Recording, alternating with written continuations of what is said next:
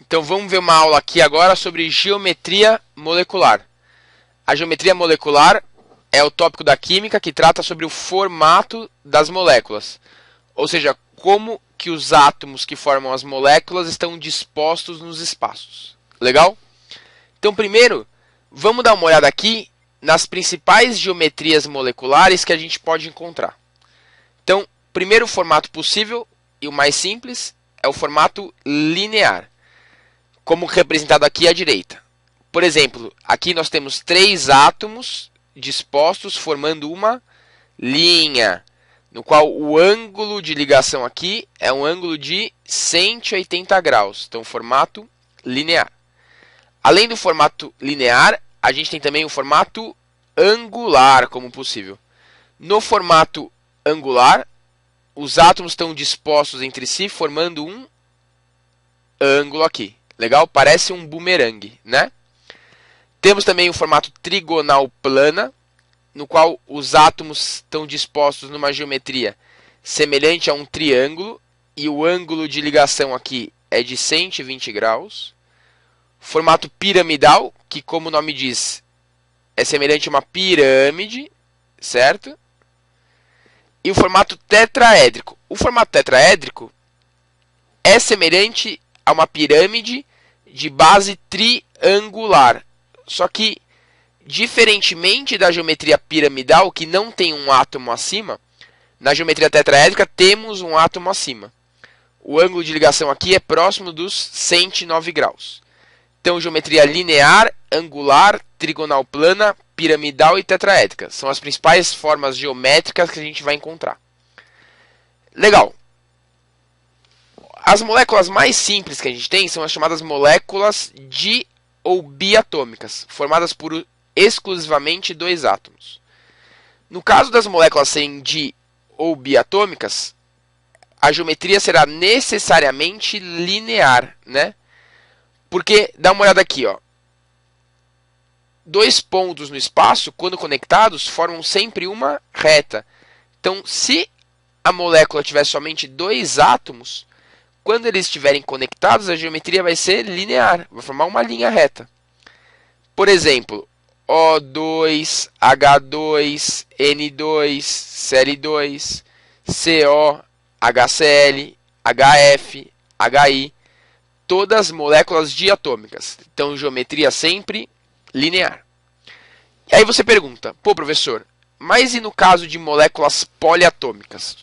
Ou seja, no caso de moléculas que apresentam vários átomos, né? Poli significa vários. Nesse caso, antes da gente ver a geometria da molécula propriamente, a gente vai ter que ver um conceito chamado nuvem eletrônica. O que é uma nuvem eletrônica? Uma nuvem eletrônica pode ser representada por uma ligação simples, por uma ligação dupla, por uma ligação tripla, por um par de elétrons não compartilhados, ou se até se aparecer para você aquela representação antiga da ligação dativa, uma setinha, também é uma nuvem eletrônica, certo? Essas nuvens eletrônicas vão se dispor sempre em torno de um átomo central presente na molécula. Então vamos ver a disposição das nuvens eletrônicas. E a posição dessas nuvens segue a teoria de repulsão dos pares de elétrons de valência. Ou seja, os elétrons, por serem negativos, vão sempre se localizar em torno do átomo central na maior distância angular possível. Ou seja, o mais afastado possível, com o intuito de minimizar essa repulsão. Então é a teoria de repulsão dos pares eletrônicos da camada de valência. Por exemplo, se a gente tiver 2 nuvens eletrônicas em torno de um átomo central, a máxima distância angular seria de 180 graus, minimizando assim a repulsão entre elas. Se a gente tiver 3 nuvens eletrônicas em torno do átomo central, a máxima distância angular entre elas seria 120 graus, minimizando assim a repulsão entre essas nuvens de elétrons. Caso a gente tenha 4 nuvens eletrônicas em torno do átomo central, a distância angular fica próxima de 109 graus.